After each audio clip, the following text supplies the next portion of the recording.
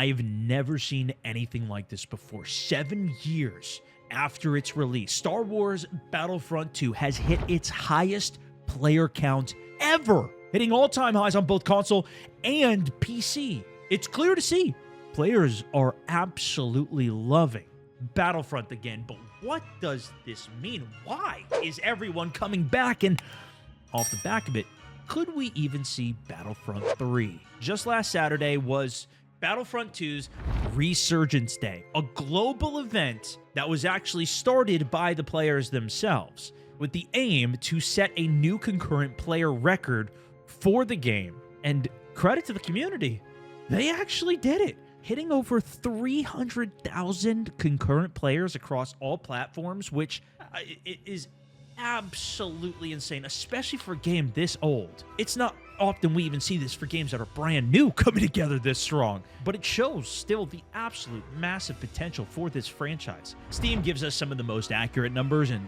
even looking at it there, the previous record was set in January 2021 at just over 10,000 players. Just recently, at least as I'm recording this, the peak was 18,500. Again, just on Steam. When I logged in and was playing, I was on EA's client. Probably most people, especially back then, got it there. But why? Why has it picked up? The truth is, all this hype around the game is probably the result of a few different things. Some of the most notable being Bombastic's videos, as well as FaZe Jev's on YouTube, with massive cascading effects over onto TikTok. These clips going bonkers viral, resurging some of the hype for this game. But people still have to be open to that.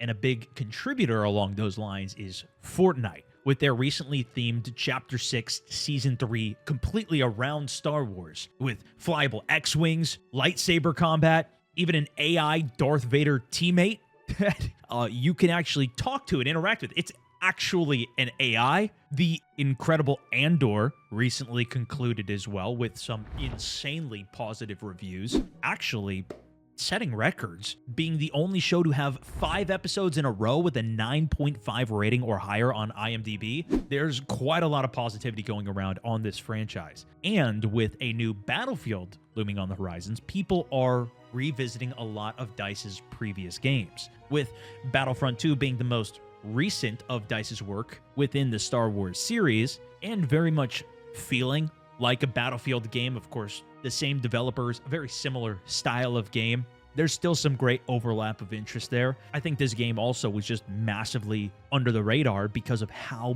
bad of a launch Battlefront 2 initially had. This is one of the main times my channel actually got canceled, because I was playing that game and helping to announce it, and it was by far the worst comments and era of my channel, because people hated the microtransactions, which they never even told me or the other creators about. All of the play tests and early content we got to see was with everything unlocked. We got to experience the full game. That, of course, was locked behind paywalls once they initially released it, and now, after 2 years of updating, have reverted everything out of. You can't even spend money in this game anymore. The progression system is now incredible, and it's been like that for a while, as they no longer do any updates for this, nor will they. But another big factor that at least got me more interested in wanting to play this again was after playing Arc Raiders, a new extraction shooter that, even when it comes down to the art style, the UI feels very inspired by Star Wars and Battlefront in general. And there's a reason for this. Not only is it sci-fi and kind of in the theme, although doing its own thing with a retro futuristic aesthetic, but the developers on Arc Raiders are some of the very same at DICE that worked on Star Wars Battlefront 2. A lot of those developers, years ago after that shut down, left to create Embark Studios, known for the finals, as well as Arc Raiders, which is coming out, which is also a third-person shooter and plays very similarly. In fact, I think Arc Raiders is going to see a massive bump off of all of this news from Battlefront in the first place, especially because that will be on console, it'll be on controller, and it's coming off an insane tech test that not only played as well as Battlefront 2 did, but even if you look at Battlefront 2's gameplay, it's so high quality. This does not look like a game that was made 7 years ago. Even the first Battlefront being stunningly beautiful. And outside of the videos going up, there's also just a mass flood of comments. We saw this even happen with Skate 4 and it being developed, where EA didn't develop a new Skate game for so many years, but every single Instagram post they put out, anything they put almost anywhere, was just flooded with Skate 4 skate 4 skate in the comments. That's essentially what's happening now with Battlefront 3. People are commenting everywhere. Every Battlefield video, Battlefront video, every video. People are just spamming Battlefront 3 because they want it developed. I know at least my TikTok has been flooded with this, Instagram, all the posts that I'm seeing on their social medias, even in my own comments. People still come to every stream. On all my videos, I'm seeing Battlefront 3. There is a massive movement going on for this. So, seeing all of this begin to unfold at the beginning of last week, I hopped on it before the weekend when everybody was hopping on to see what all of the fuss was about. It's been so long since I've played. And as I mentioned, one of the first things that I noticed is that they completely overhauled the progression system for this. Well, you could play the game and unlock things in Battlefront 2 when it first came out. You would get these packs that you can open up and roll the dice on which upgrade you would get and the quality of that upgrade. This could be as strong as 30% damage reduction, decreasing the cooldown of a grenade by half its duration. There was a lot of very powerful upgrades, and the crazy thing is you could just swipe your credit card and get some more of those packs without even having to play the game. So you want to play some Darth Vader? Keep swipe until you get those cards, buddy. And to this day, EA's response to the controversy is still the most disliked comment in Reddit history, with 668,000 dislikes on it. Back then as well, it was far less common to see all of these pay-to-win elements in games. While people are still fairly outraged about it, back then it was way more outrageous. But luckily, now they've gotten rid of it completely. You can't even spend money in the game anymore. At least I couldn't find a way to do it, which means that you actually need to play the game to progress, actually getting rewarded for the gameplay. To start, I hopped into Supremacy on Kashyyyk. This is essentially like Conquest from Battlefield. The points scattered around the map, capture them, hold them, but I just kept getting blown away by the look of this game. And it was the same thing that I felt playing Arc Raiders. But honestly, the volume of what was going on in the background, like this really felt like we were at war here. Even for today's standards. Mind you, this came out 7 years ago. The performance was just as insane in the quality. And of course, I'm playing 1440p, but you could bump this to 4K, 8K, and on stream, we played the game for about 5 hours straight. And even within that, I barely scratched the surface of everything that I could do. There was far more game modes than I remembered, but I did get a chance to dabble in each of the modes. From vehicle, they have speeders to AT-RTs, all the way up to the giant AT-AT walkers, tanks, and even aerial combats, X-Wings, TIE Fighters, full space gameplay, even hero ship space gameplay, or heroes versus villains on the ground with lightsabers, blasters. In addition to your standard, smaller, quick, arcadey type games, there's also push maps. So you start in one area. If you can successfully destroy the map, of which there actually is some crazy destruction, at least in these scripted moments, it can push you onto an enemy ship or into new areas that continue to progress. And whether you enjoy the original trilogy or the prequels, there's modes and maps for each era, and you can fight those battles in any way that you want, from space, on the ground, in a tank. And each of these classes, which are broken into assault, medic, specialist, support, there's different weapons, weapon attachments, star cards that are buffs to your character, each having 3 slots of which are also available for each of the semi-powerful characters that you can take, like a Wookiee that's not necessarily Chewbacca, but has more power. But then you could also go all the way up to the heroes. Chewie.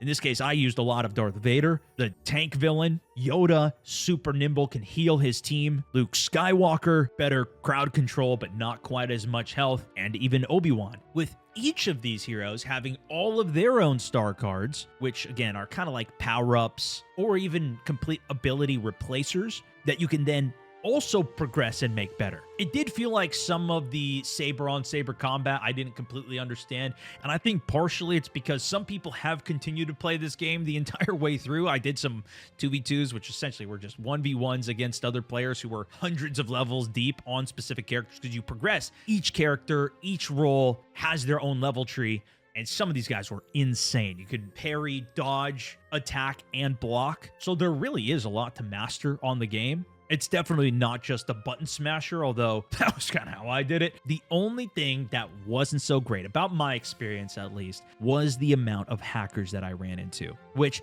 seems to be the price paid for an older game getting popular again. there has been a lot of reports of this, and this isn't just somebody hacking and hiding and getting away with it. This is complete alteration of the game, like old school MW2 hacker lobbies. I had not been warned about the hacker experience before playing this, and it turned into quite literally 5 hours of me being stream sniped hacking. Once the hacker got in, they could make themselves God mode, ultra speed. They could instantaneously set the game to be won or ended, force me to first person, make the time duration of the game go to infinity. But the most common one was just kicking me out of the game every single time, which was great because I got to go through so many different maps and modes and see what they all looked like, at least for 1 or 2 minutes before I was kicked out of it. It brought back a lot of memories, seeing some of the locations and characters again. And of course, this was affecting other people in the lobby who were saying, report the cheater, report the cheater. But even if you block them, report them, I don't think these guys are going to be actively banning people from this old of a game. I don't know if EA is even supporting this game anymore. There's also been tons of problems now with server crashes. Even on that day where they had such a massive peak over the weekend, I saw a lot of people posting about outages on PlayStation, Xbox, across the board. Servers are so tanked they can't even get in, on top of course, hackers. Overall, though, I think Battlefront 2 now is in a really good state. There is a ton of content. Like, if a game like this released today, we just wouldn't have this much content. A game doesn't release done. This is essentially a done game. For a lot of people, they're experiencing this game for the first time ever because it was so bad at launch, because they weren't playing games back then, amongst a myriad of reasons. They're downloading and getting this game now that is an actual done full game with tons of content in it that also has no additional microtransactions and fees. It runs super well. It looks beautiful. Looks like it just came out, and it runs on, especially the newer hardware, much better because this was designed so many years ago to be played probably on like 20 series graphics cards. Now it seems like all these computers are handling it like beasts, and of course the consoles play it well. Most importantly, the progression system and actually playing this game feels good. Although you will have to deal with the people who have been playing the game that are going to absolutely curb stomp you because they have played it and they've got the upgrades. You will be going at a disadvantage, not because you didn't pay, but because you didn't play. But maybe it can turn this 0.9 out of 10 Metacritic score around if people actually like the game.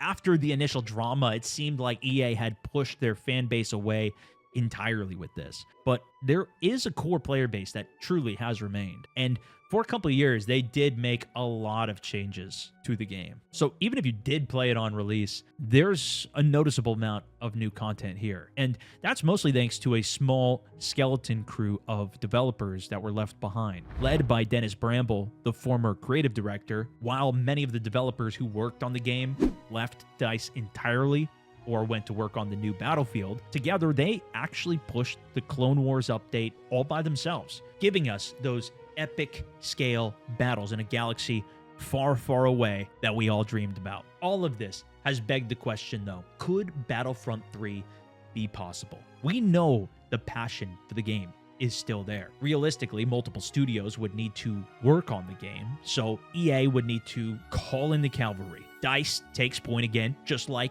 the 2015 and 2017 reboots. Criterion, back in the pilot seat. Space battles, speeders, walker assaults, working on all the vehicle combat like they did for Battlefront 2 and the upcoming Battlefield. Motives, back on campaign duty. Story beats, Star Wars drama. Ripple Effect cooks up wild multiplayer labs. Think their Battlefield portal system, while not super well appreciated in 2042, has a ton to it. Imagine that in this, at scale, galactic. But what about the actual gameplay? Bigger maps, better destruction, dynamic weather, everything that's possible now. I don't know if they go to 128v128. I don't know if they go to 64v64. Obviously, they tried that with 2042. Didn't seem to really pay off. Crossplay, cross-progression, the works. Of course, Star Wars universe has continued to expand in these last 7 years. There are so many more characters, storylines that they could tell. But freeze frame, rewind.